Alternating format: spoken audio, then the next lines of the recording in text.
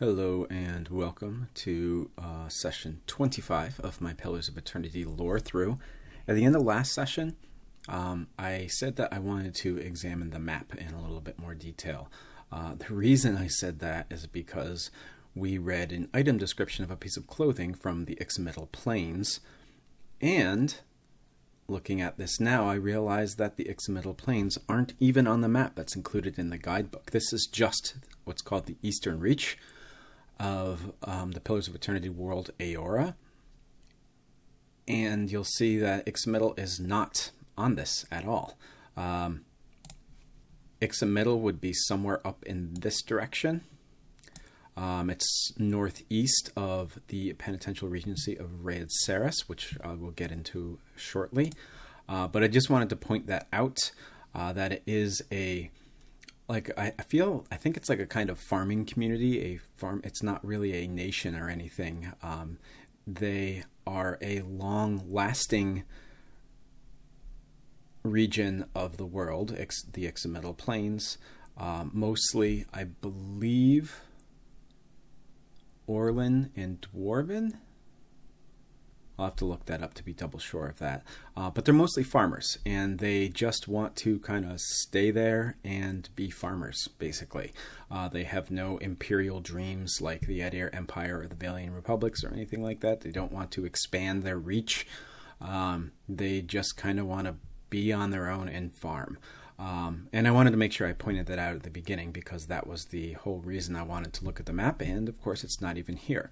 So I think what we'll do is we'll start by looking where we are, and then we'll go around, I guess, clockwise. Let's do that. So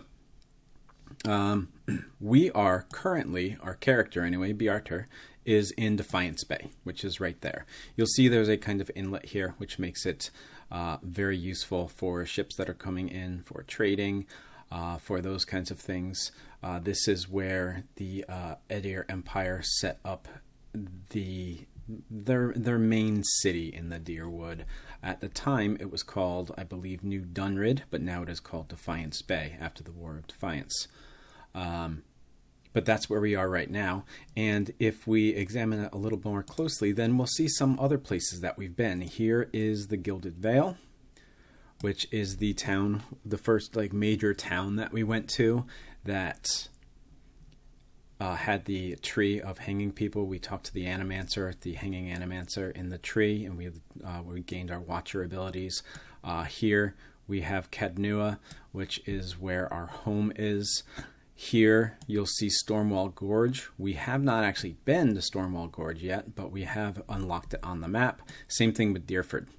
We've unlocked it on the map, but we haven't actually visited Deerford yet. So I wanted to point those out. And I know I said I was going to go clockwise, but I'm actually going to stop that right now because I want to point out a little bit more of where the game actually takes place, and then we'll look at some of the places that aren't actually in the game. So, to the east of the Free Palatinate of Deerwood, I also wanted to go over what the Free Palatinate means. I believe I looked up the word Palatinate in one of the first episodes.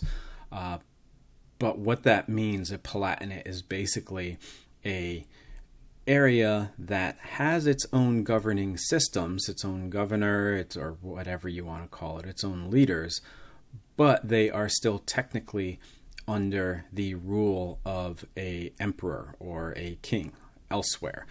In this case, the Free Palatinate of Deerwood, when it was just a Palatinate of Deerwood, would have been a Palatinate of the Adra Empire, which is over to the west over here.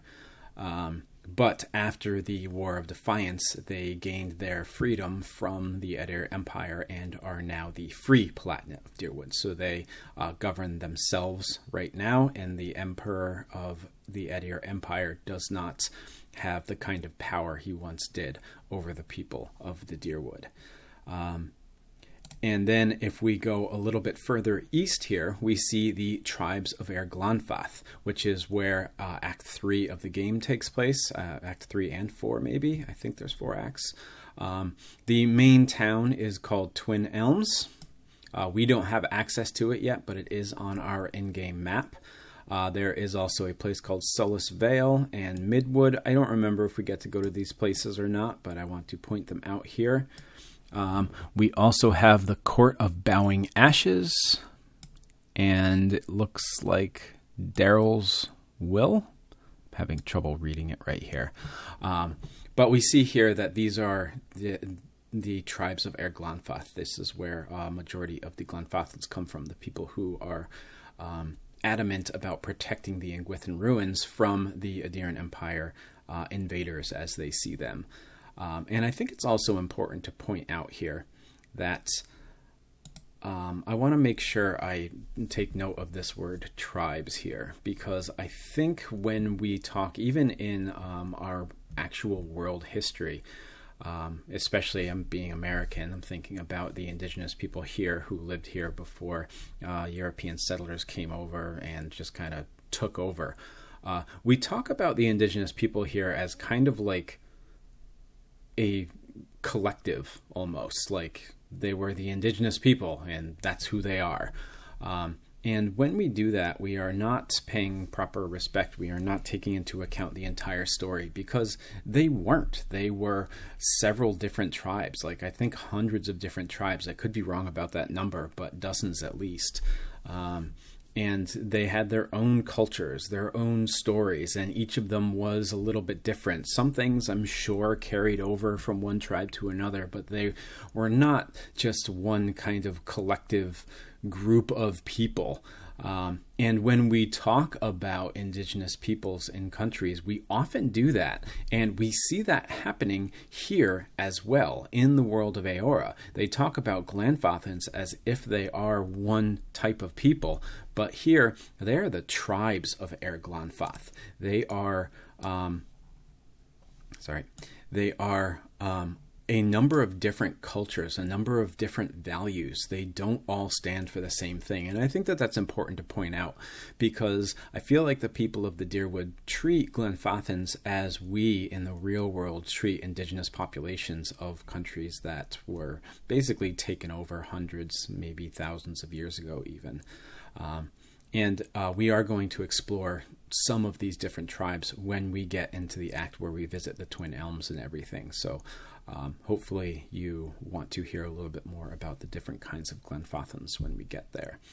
And I do think it is, as I'm sure if you've been watching these, I'm sure you're aware of now, I do like to point out some real world parallels where they exist. Okay, moving on from the tribes of Air Glanfath, I do want to point out too, before I get to too many of them, we have examined the Free Palatinate of the Deerwood, and this is the flag that represents the Free Palatinate of the Deerwood. We see the crown over it, which I think on this map is meant to symbolize a kind of region or nation state or something like that. And then we have the flag for the tribes of Air Glanfath here. We have this symbol here. The deerwood is some kind of a deer, and I don't really know what this is meant to represent. I'm sure it's something. It's like it's split into thirds here, but they seem almost runic in nature. There's definitely some symbols there that I'm sure have some significance that I'm not aware of at this moment. So let's move to the next part of the game. This is not in the original game, but the White March is where the DLC of the first game is. There are two DLCs, White March parts 1 and 2. You'll see it's this mountain range over to the east of the map here. We have Fort Bone Picker. We have, that's here. We have Maiden Falls. I don't remember which of these we actually explore. So I just wanted to point out some of these here. We have, I believe this is called Dawning right here. And we have Durgan's Battery, which is also right here. I do remember that that is a very important part. Let me get rid of all these circles and circle just Durgan's Battery here, which is a fortress where they created weapons made of Durgan's steel, which in Defiance Bay we went to. It was either the Knights of the Crucible or the merchant that was in Copper... I can't remember the district, Copper Lane, who said that Durgan steel was the best steel, but now crucible steel is, because nobody's making Durgan steel anymore. And that is where they made Durgan steel and Durgan's battery. You'll see here the flag, the symbol for the White March. And I don't know if this is just a graphical like a little glitch or not. I don't think it is, though, because we see another example of this here. But the crown is split, suggesting that they aren't the same kind of nation that they once were. Maybe they are split up into multiple nations. Maybe they were taken over by somebody and they are ruled by somebody else right now. I'm not sure. I think we'll try to examine a little bit more of the history of the White March, obviously, when we get to the White March. Okay, so those are the areas in the actual game. And I think it's important to point out here that even in this map, that is not a world map. It is just the eastern reach of the entire world of Aora. And even on this map, we really only examine the part that I've circled here. We only ever get to explore these areas. We don't get to go to the penitential regency of Rhaed Saris. We don't get to go to the Vailian Republics. We hear talk about these a lot. And I don't think we get to go to the Pearl Coast either. And this isn't even the whole world, like I said before. The Edir Empire, I believe, is off to the west over here. In the second game, we explore the Deadfire Archipelago. I'm not really sure where it is as far as on this map. And then we had the White That Wends as well, the Ixmiddle Plains, and where Sagani is from, Nasatak, I believe. And I'm kind of drawing a blank on where exactly those are right now. But now that you've seen the map, maybe when I talk about these places in future sessions, we can better visualize where certain people and events actually took place. Okay, so let's move on now to places that that are on this map that we don't actually visit during the game. The first one is the Penitential Regency of Rhaed Saris. I believe Rhaed Saris was also a part of the Dyrwood, meaning that they were part of the Adiran Empire at some point. When the Adiran explorers came over here to explore or plunder the Ingwithan ruins, Rhaed Saris was part of that. More recently, it was where Saint Widwin comes from. He is a Rhaed Saren. He is the one who was taken over by the god Aethys, and now he's dead from the events of the Godhammer bomb at Godhammer Citadel, where the dozen people kind of blocked him from getting across the bridge so that they could ignite the Godhammer bomb, which killed both Widwin and, it's largely believed, Aethys as well, the god. But they are now their own region, their own nation. They won their independence, and they are still Aethys worshippers. Even though Aethys is thought to be dead, they're still Aethys worshippers in the nation of Rhaed Saris, which the people of the Dyrwood are very much against worship of Aethys. So there's kind of like a natural conflict that's going there. More than just the conflict of the Ingwithan ruins and everything that has to do with the Edir Empire. There is also now a conflict between the Dyrwood and the Rhaed Saris because of the destruction of Aethys and whether or not he is considered to be worthy of worship anymore. Okay, so that was Rhaed Saris, and there is another important region that is down in the south here. This is the Vailian Republics. Again, we don't visit the Vailian Republics at all. We did just meet Palagina, who is from the Vailian Republics. They are very interested in trading. They are very interested in selling, buying. They like to make deals with other places so that they can trade their goods to other places. And they are very motivated by mercantilism, I think the word would be. They just want to kind of reach out and make deals with whatever nation they can make deals with. And in that way, Pallegina is very much a company man. She follows the laws of the Valian Republics. Everything she does, she thinks about how it will affect the Valian Republics. And when you saw that in her interaction with, I forget his name, but the person who gave us something to trade and made a enemy of the Dominels, I can't remember what his name was. She just was kind of like, okay, well, now you're an enemy of the Dominels. Don't expect me to help you, because he was going against the witches of the Valian Republics. So she very much has their interest in mind at all times. And then finally, the last flag that we have over here, the last area, which again is a broken crown, is the Pearl Coast. Pearl Coast, I don't know if it's considered a part of the Dyrwood now. This broken crown, I know, this is why I think it's not just a graphical glitch, because I know that this area here was once a dwarven settlement that had been taken over and all but destroyed. And that is very common for where dwarves have chosen to make settlements. They have been very bad in the past at keeping their settlements to themselves, at keeping their nations to themselves. So a little dwarven history there as well. And it's partly the reason why dwarves especially don't really have a place where they are extremely numerous. There are more dwarves in some places than others. But in like all areas of this world here, you can find some dwarves. And they are not ever very rare depending on where you go. They just kind of are nomads, but they have had bad luck in actually finding a place to settle and call home. And that's what happened to the Pearl Coast over here, which I think is kind of interesting and a little sad. And I think that's everything that I wanted to look at for the map here. I'm not obviously going to read every little place name that we have here. But I think it's important to take a look at it when we look at future places, when we talk about different areas of the world. I will try to recall this map again. Maybe I'll even put it up on screen at certain times if we're trying to discover where a particular area is. But I think it's worthwhile to kind of examine this map, just kind of see what the world itself looks like and realize where places are in relation to other places. So hope you enjoyed this look at the map.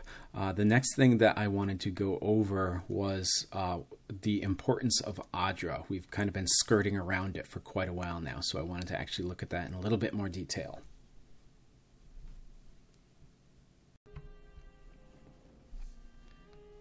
So before the section on Adra pillars in the guidebook, there is a very short section on Bereth's Wheel, which I think would benefit us to read as well.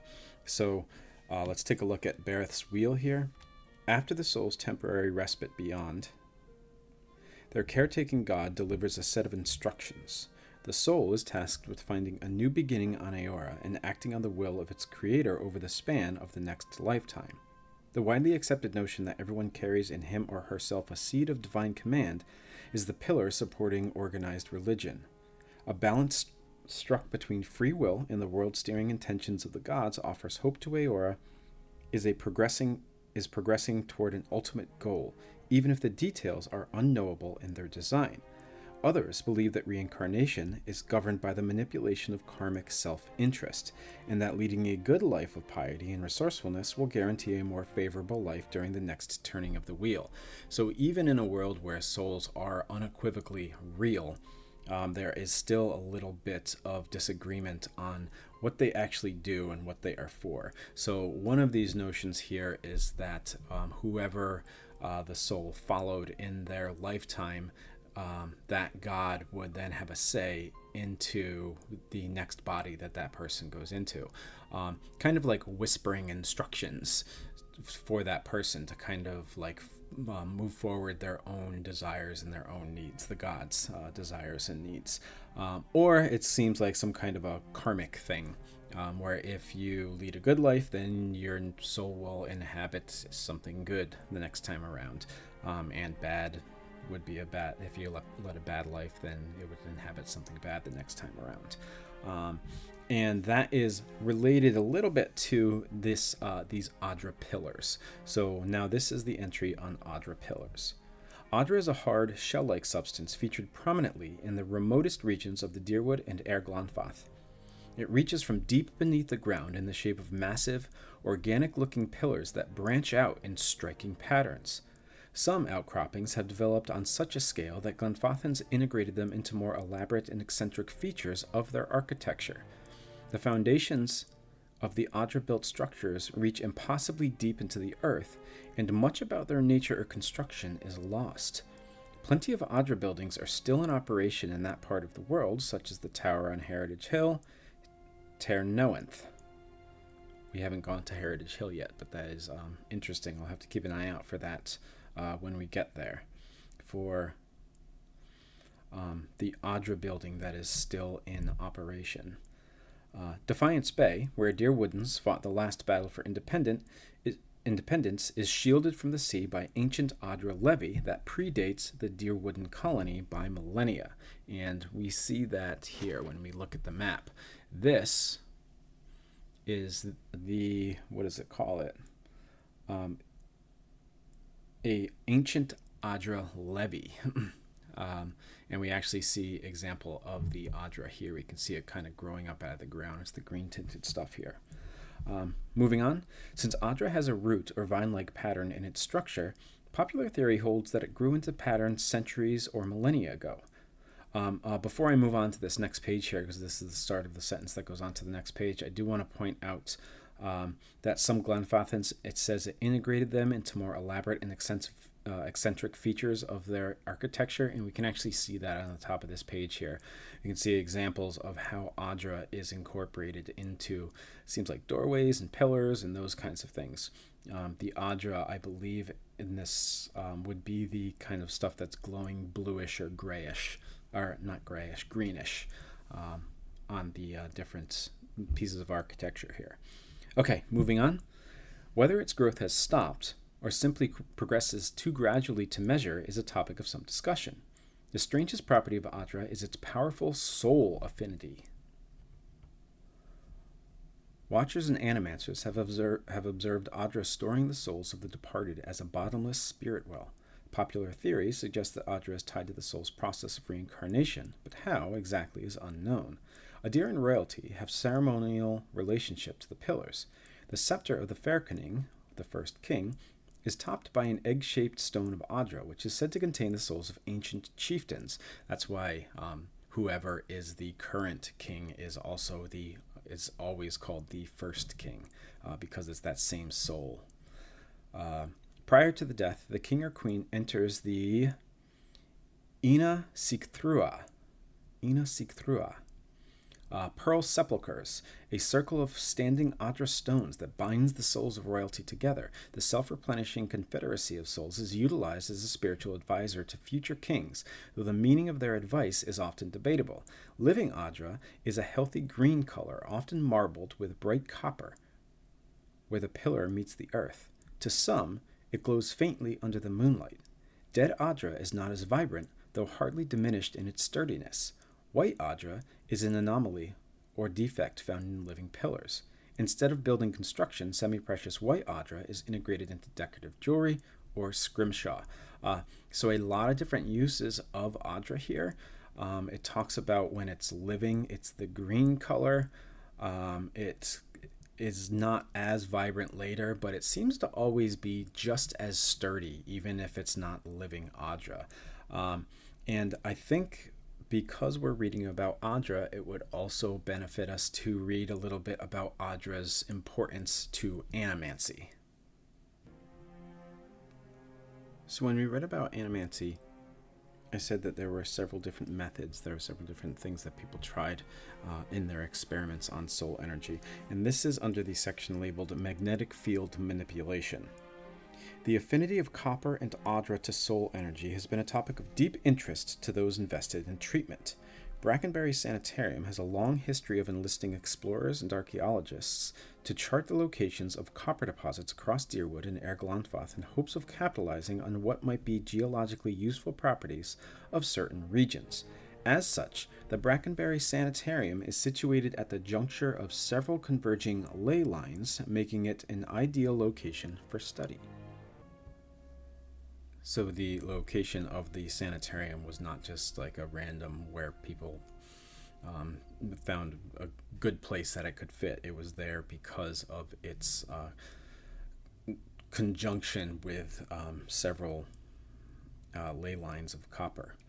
The notion of magnetic field manipulation arose when an animancer theorized that the soul could be enhanced or perfected by exposing it to as much untapped subterranean copper as possible. They devised a method of treatment involving isolation and immurement in a locked container. Since a similar method was already in use as a form of capital punishment, using it as a treatment struck some as unorthodox. Brackenbury's approach differed in the respect that the patient would receive several days' worth of rations and water and the promise of freedom once the treatment was complete. A smith and several engineers devised an oblong box lined with Adra, copper plates, magnets, horseshoes, tuning forks, and lightning rods. Once the patient was curled into a fetal position and locked inside, the box was buried in the sanitarium grounds with a small breathing tube and a pull cord bell leading up to the surface. After 3 days of monitoring, attendants dug up the site. Both box and patient were gone. Weeks later, the evening nurses at Brackenbury swore they witnessed the patient's spectral form strolling down the hallway wearing only a smile. Asked about the condition of the soul, the nurse admitted that he looked especially vibrant. So a experiment in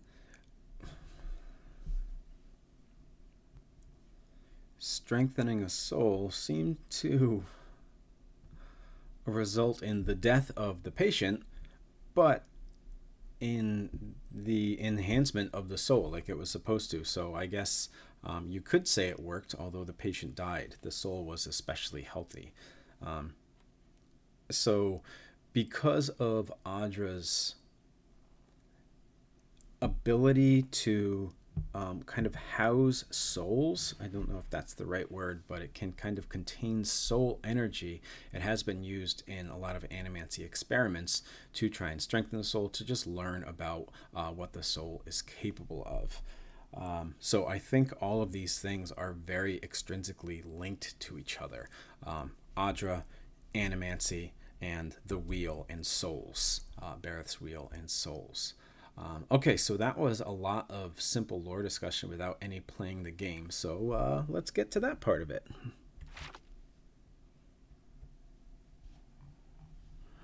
Okay, so last thing we did here, we talked to this guy, Immortal. He was the person from Ix-Middle Plains. And he gave us the opal to a scepter, and we have 4 pieces of a scepter now that we need to talk to somebody. I don't remember where exactly it was, but we could find out if we want to. But I also know that we got a knife with the letter B on it from Darren, who was a child that was killed by a group of thugs outside of the Salty Mast over here. So I remember a group of thugs somewhere over here, and one of them, I believe, had the name that started with B, and the knife had the initial of B on it. So I wanted to go over to that place before we went back to Ada, right here, to tell her that her son is dead. I also wanted to look in the Salty Mast to see if we could find Wade, Darren's father. All right, then.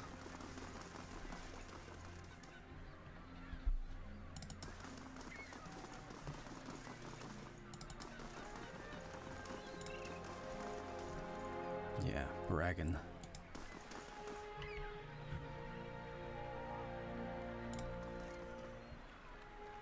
I got as much right to stand here as the guys going into that whorehouse. They don't like what I got to say, they can go someplace else. Show him the dagger you found on Darren. This belonged to you? That's mine, all right, and no one touches my dagger and lives. Save yourself the trouble. For a little coin, you can keep your dagger and your pride. Oh, I'm not going to say that.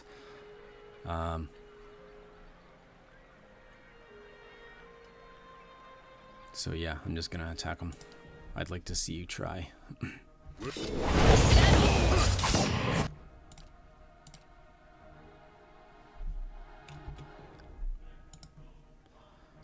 I still don't know why they're not attacking. I thought I set it up to attack when they were being attacked. Like if our party was threatened, then they would automatically attack. But for some reason, it doesn't seem to be working that way. And Aloth needs to be healed here.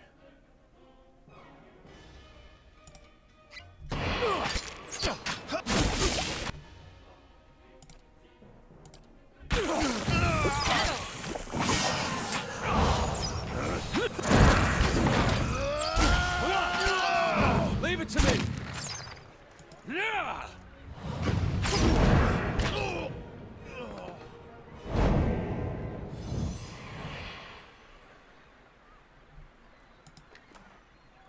Okay.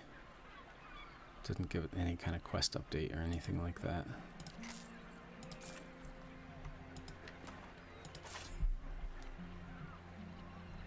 So Darren's killer is dead.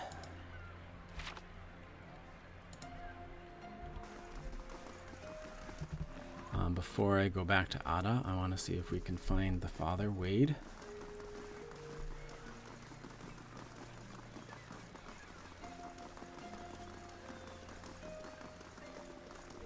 I know I said I don't like being judge, jury, and executioner, but in that case we got attacked, so there's not much we could do, and it's not like that guy really deserved to walk free if he's going to kill kids.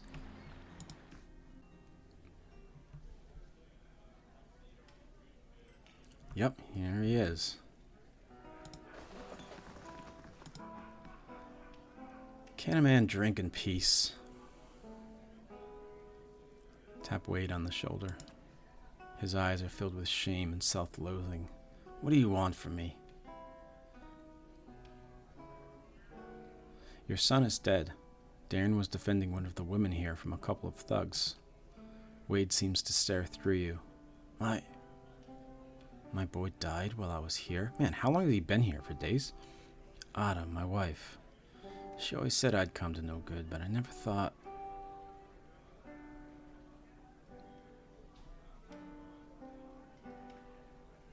I'm going to say you need to tell Adra what happened.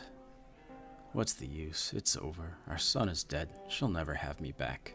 This is where I belong. So I guess he's not going to do that. Okay, time to go to Adra. Tell her the bad news.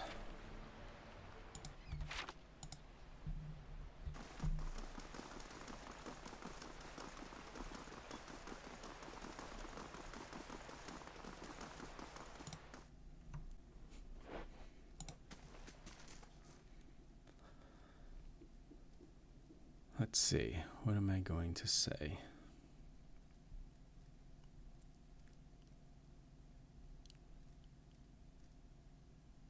I don't know how to tell you this, but he's gone. I can't imagine your grief. Adra's mouth falls open and she stares back in shock. My boy's dead? That can't be. What happened?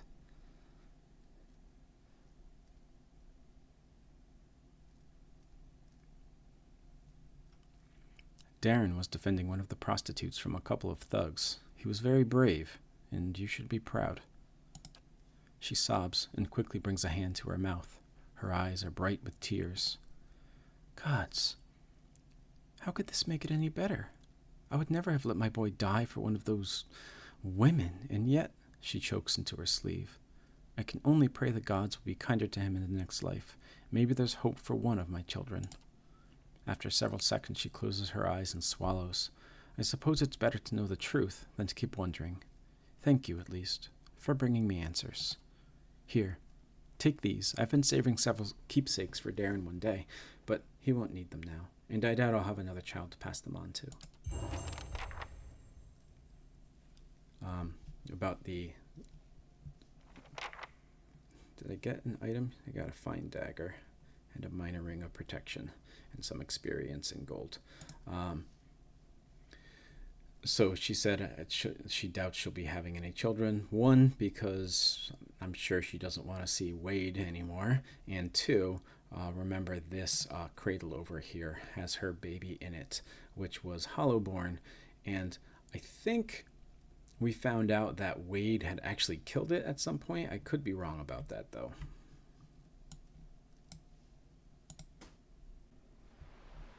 Okay, so what's next here?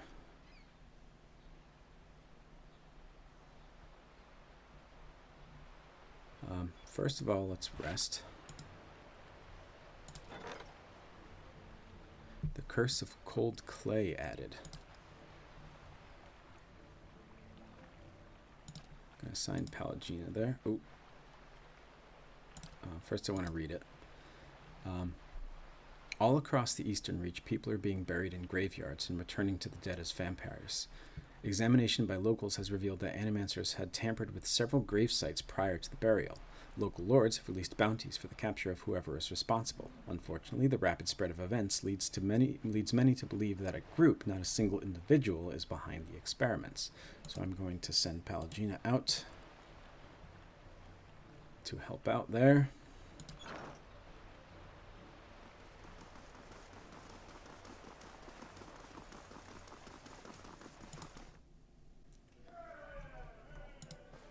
Good day, stranger.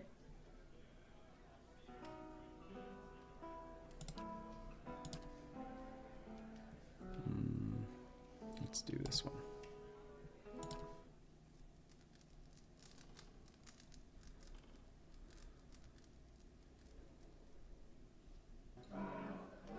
Okay, now let's see if we have what it takes to go to the lighthouse. Actually, let's take a look at the quests that we have going on here. The Wailing Banshee. That's the old lighthouse quest. The Battle of Yenwood Field is Lord Gathbin, who is assembling a force to take back the Cadnua from us. Far From Home. Oh, I need to go back to Thirstwin at I think it was the Charred Barrel in Brackenberry to tell him to give him the Ingwithan medallion. I need to find a book for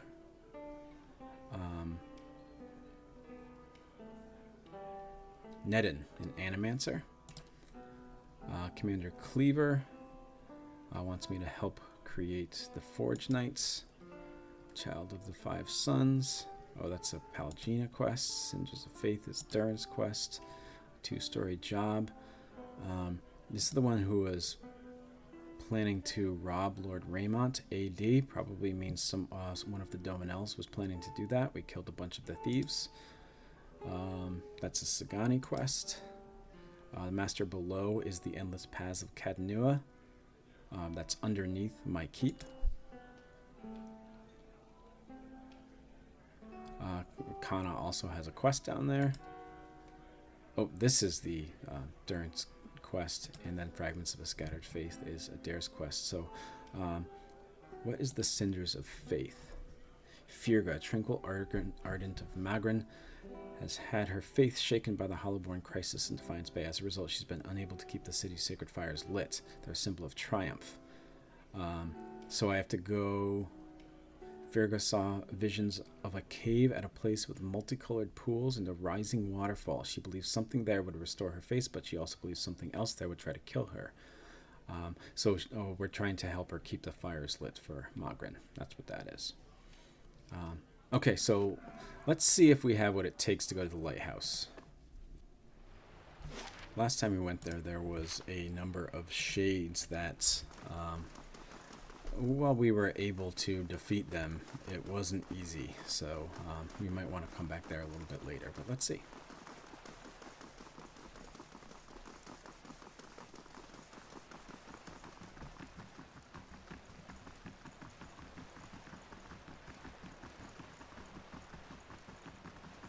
There's also a task to find a chest that belonged to a captain here.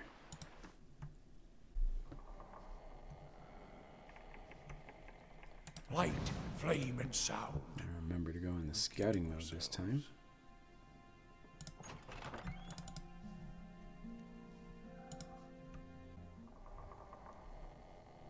Something was over there and then it disappeared.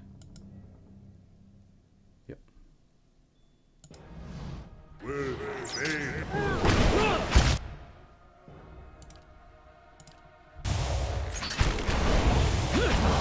Not getting through me.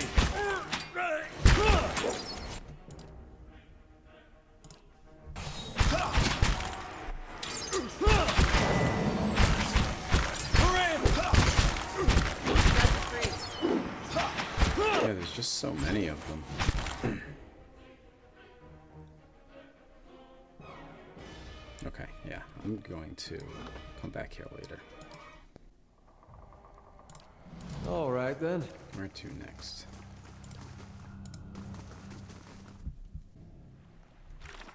So the chest, that must have been a task, yes. Oh, that's the scepter. Find Marceno's missing crate. It's still in Ondra's gift, and I believe we talked to somebody that said they saw people with the crate headed to the east. So, I don't know, let's look over here.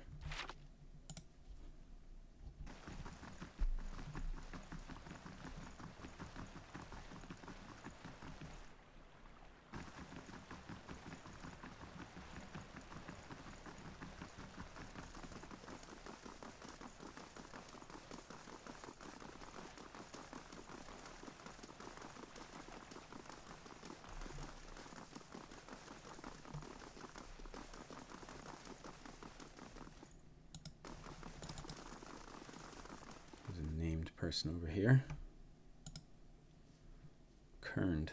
A hooded figure leans against a wall. When he notices you draw near, he stands upright and raises his hand to halt your approach. If you know the words, speak them and we can do business. If not, then we are done speaking. Have you seen anyone come this way carrying a large chest? Now, what is this? Ik nibon ilfen. I apologize for the unpleasantries. When did I learn that? I am Kern, the midnight merchant, as some would say. I deal in sensitive commodities. Precautions must be taken. Now, let's do business. So he's got some jewels and lockpicks. Probably have a bunch of things that I can sell, so let's do that.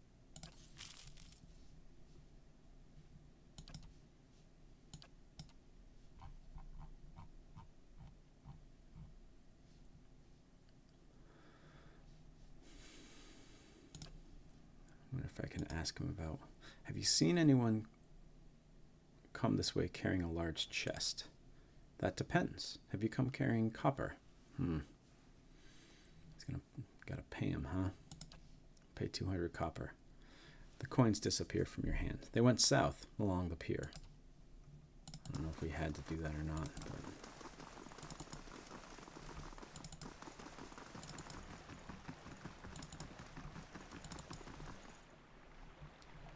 Walder, 3 fingers. 4 people stand gathered round what appears to be a wooden chest. One of them, a grizzled and rough-looking character, looks up at you, then sneers. Took a wrong turn somewhere, did you? Best turn around and walk on. Lefty Lisk. There's a sudden snapping sound from the direction of the chest, and a second, smaller man lets out a frustrated groan. Damn it, that's the second lockpick.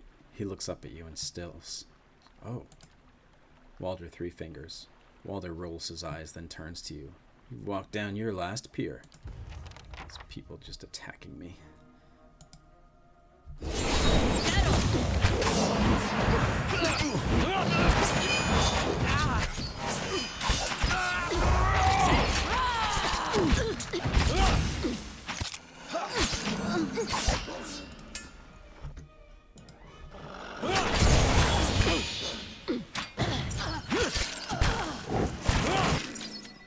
Leave it to me. I have them. Okay. So they were attempting to open that chest and failing. Got some ripple sponge here. Made from the sponges found along the rocky coasts of Rawatai, ripple sponge is ground finely and inhaled. It is often used on long sea voyages, for it has a soothing, calming effect which helps in tackling extended periods of strenuous activity.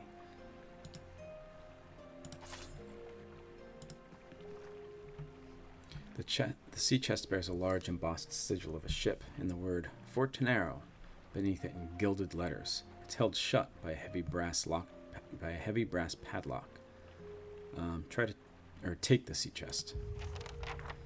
So return to Marceno, who is, I believe, here.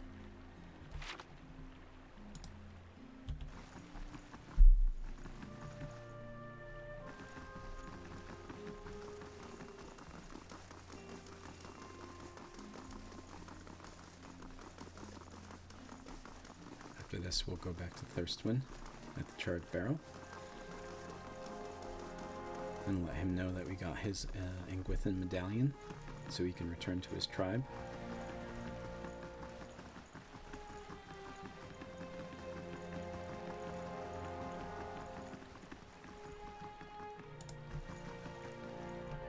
Hail and well met. Any luck finding the captain's chest? Here you are, contents intact. You did it. I mean, I knew you would, but... Oh, thank you, it's all here. Got some experience. You saved my life, friend, truly. I owe you one. Here, the week's wages, like I promised.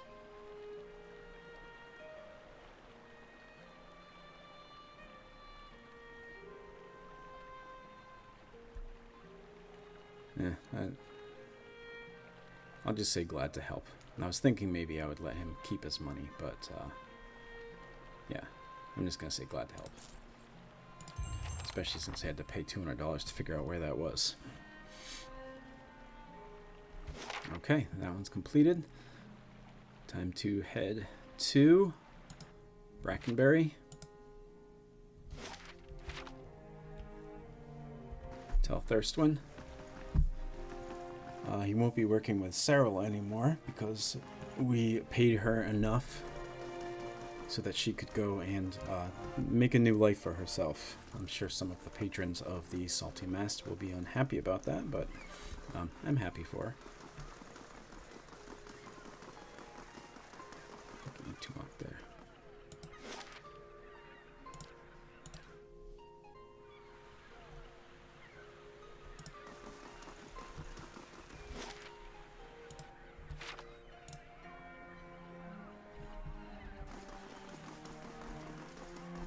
Oh, what's Cyril doing over here?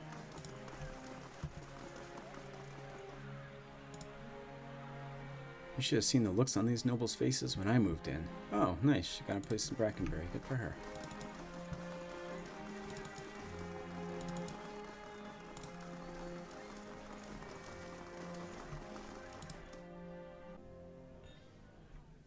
And there's Thirstwind. Hail and well met. The fancy elf eyes you and your pack. Did you do it? Did you get the medallion from Cyril? Give the medallion. Yes. Thirstwind's eyes are as wide and round as the artifact in his hands. You've given my people a gift we couldn't possibly repay. I'll do the best I can, though. He shoves a bag of coin into your hands. This is everything I have. Take it, please. Keep it. Your clan could use it to rebuild. This time I am going to let him keep his money. The Shattering Spear will sing of your praises, your kindness for generation to come. If you ever find yourself in our Glanfath, please honor us with your visit. Farewell. He hurries out of the inn, his fancy cloak dragging on the ground.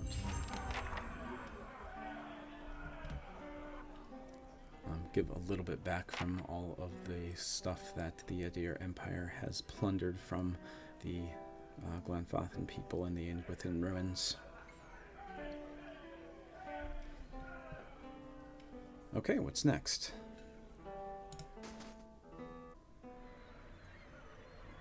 Just make sure I got something being built. Craft hall. Yes, okay. Oh, next let's go back to Copper Lane and talk to the group of adventurers up here that has the March Steel Dagger.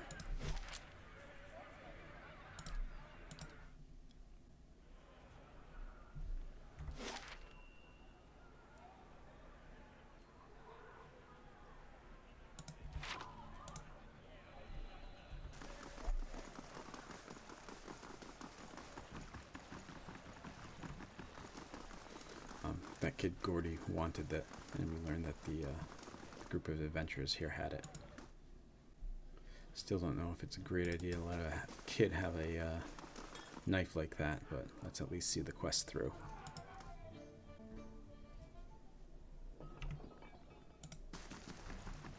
I don't think these are bad people. Welcome. Did you buy a March Steel Dagger from Egrin? He displays the blade on a flat palm. I did, and a fine piece it is. I don't know if any more are circulating in the city.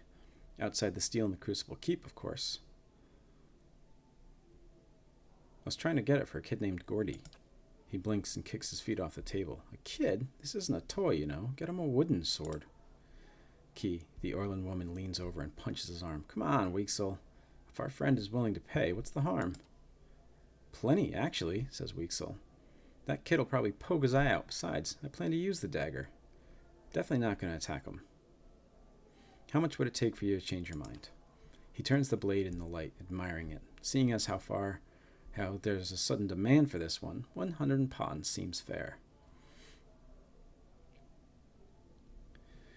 Use my intellect and say, demand isn't as high as you think. Chances are good that dagger was stolen or looted off one of the knights. In that case, I'm probably doing you a favor. He frowns. Can't be too careful around the authority these days, especially as an Orlan. Fine, I'll sell it. But not for less than 50. I'm getting my money back the very least. Deal. He hands you the dagger, hilt first. Pleasure doing business with you. Is there something else you wanted? Leave. Okay, so we got the dagger. Let's go see Gordy. Did we get the dagger? Yes. Quest item has been... Let's read the description on the March Steel dagger.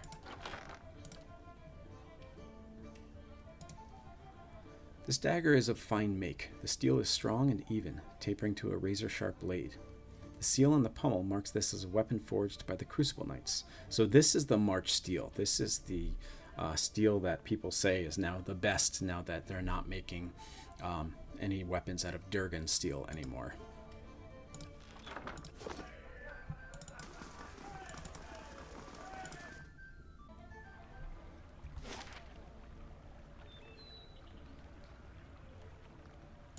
I think it's over here.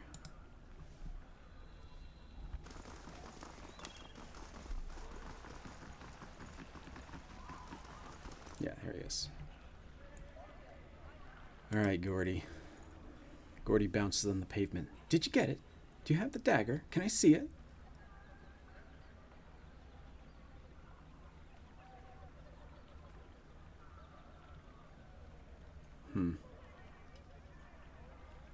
Let's say I have the dagger right here. Gordy stops bouncing and stares at it, gaping in awe. It's so sharp.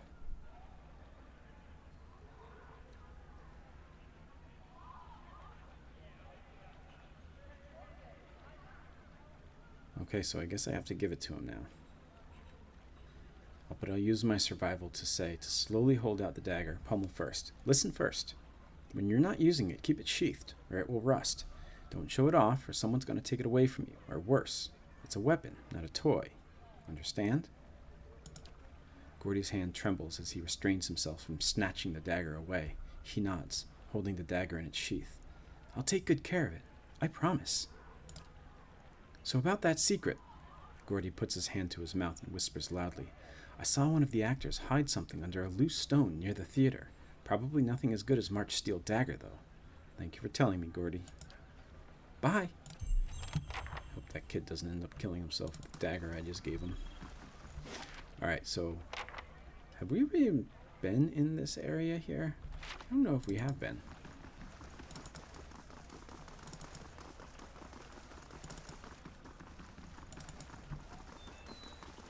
Yeah, I don't think we have been. First, let's try and find this thing that's hidden. The benches are strewn with chicken bones, broken bottles, and greasy scraps of paper. There it is. Something over there.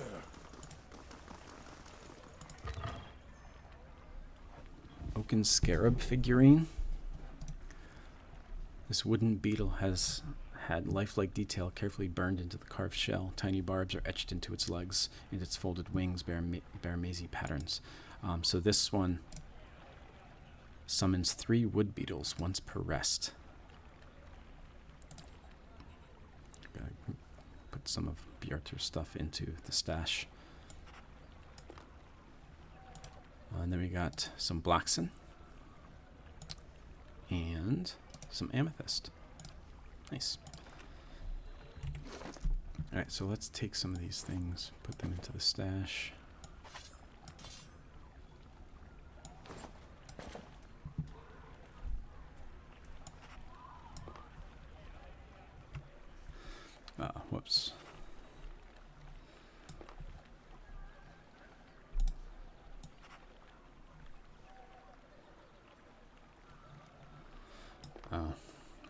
carry around my doggy.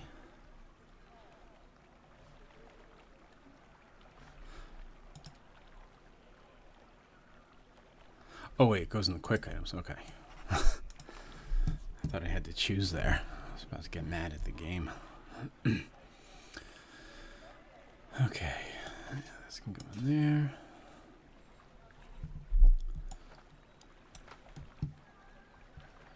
Okay. Sorry, that wasn't probably very fun to watch. Alright, so let's find out what's going on with these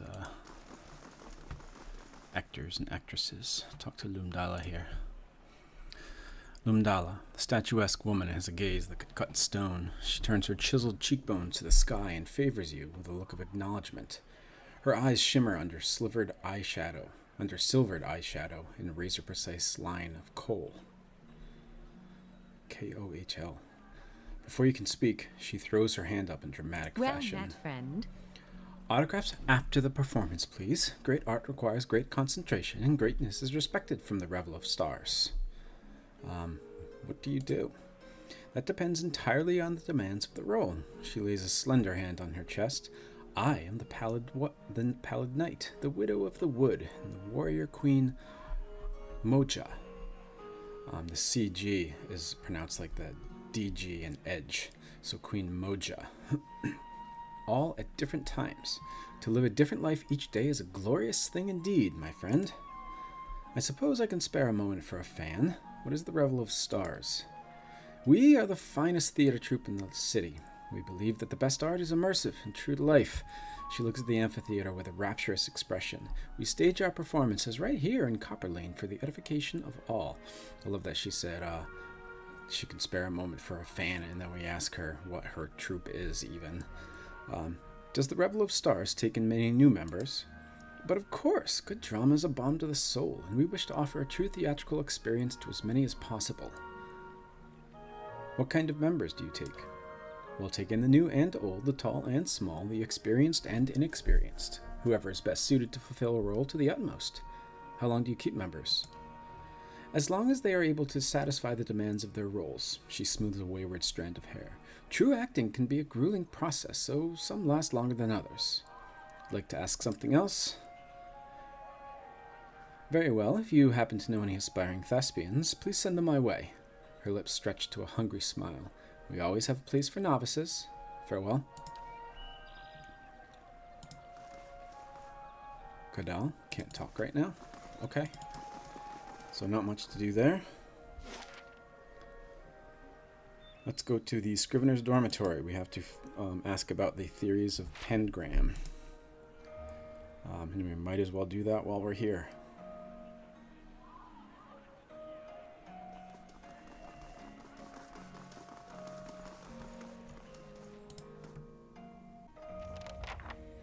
Find Viana, that's who we're looking for.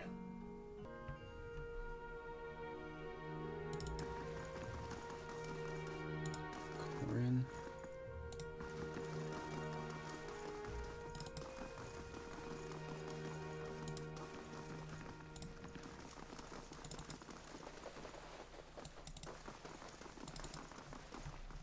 Okay, so maybe let's ask Corin out here, see if he knows where she is.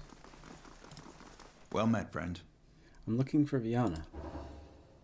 I like Viana. She's always talking about my metal men, which is strange since I'm pretty sure she doesn't eat snowcap. His brow wrinkles. I don't talk about metal men either, and I do eat snowcap. Huh. Anyway, she's not here right now. Flew away to Ondra's gift to meet her friend Bessia. No, Clessia. Yes, Clessia. Clessia is the friend she's gone to meet in Ondra's gift. In a house, not a boat. North house, empty house. Ondra's gift has a lot of boats. We should go rowing sometime. Okay, so I guess they're in Ondra's gift. That guy. Oh, we even see him smoking some snowcap there. I didn't realize that before. A Curse of Cold Clay has been completed. Pallegina traveled from Hangman's Abbey to the Bay of Crowns investigating the various reports of vampire appearances. In each case, Pallegina discovered that the grave sites had elaborate glass, copper, and Adra devices buried around them. The distinctive intricacy of the devices was traced to a Valiant dwarf that had been shunned for his unpleasant practices in Salona and Ancense. When captured, the dwarf claimed His intent was not to create vampires, but to restore life. The vampires were created due to the dwarf's inability to solve a fundamental problem with his machinery.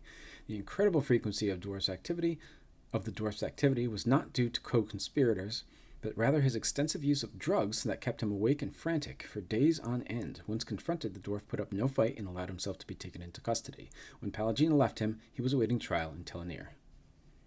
And we got a Remembrance of Life's Warmth, which gives us our friendly AoE is 20 endurance. Oh, so it's a spell. Use 3 uses. Is that 3 uses total? The Curious device, created by a deranged dwarven animancer, has the ability to cast the druid spell Guardian of Life. I wonder if that's just 3 total uses.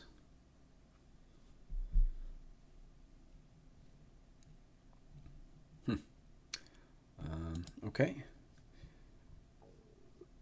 So is this an animancer here? It sounds like maybe he was trying to like create some kind of animancy machine, although I can't be sure right here.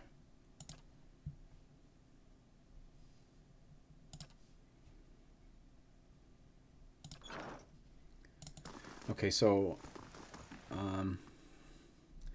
I think looking at the time here, I think that is going to be it for this session, to try and keep it under an hour.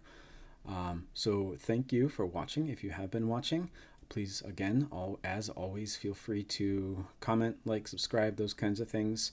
This session, we completed quite a few quests, I think. We had some things on our list to complete. But before that, we examined the map of the Eastern Reach, and we talked a bit about Adra, its importance, its capabilities of holding souls. And then we told Ada about her son, Darren, who died. We confronted Wade about him in the bar. He was Darren's father, and we killed the person who was responsible for Darren's death. We gave the chest back to, I'm forgetting his name right now, but the person who lost the chest for his captain. I feel like we could have tried to open it and see what had happened there, but we didn't do that because we are being some nice people, and we are not stealing from people this time around. And we gave Gordy his dagger and hope that he doesn't do anything awful with it, but we'll have to see if anything comes of that. And we began our search for Viana, so I think we will start next session by continuing our search for Viana, who supposedly is in Ondra's gift in an abandoned house there. So yeah, as always, thank you so much for watching. Let me know if there's anything you'd like me to delve into in future sessions, if there's anything you'd like me to explain further, if there's anything I got wrong. And hopefully I will see you then in session 26. Bye, everybody.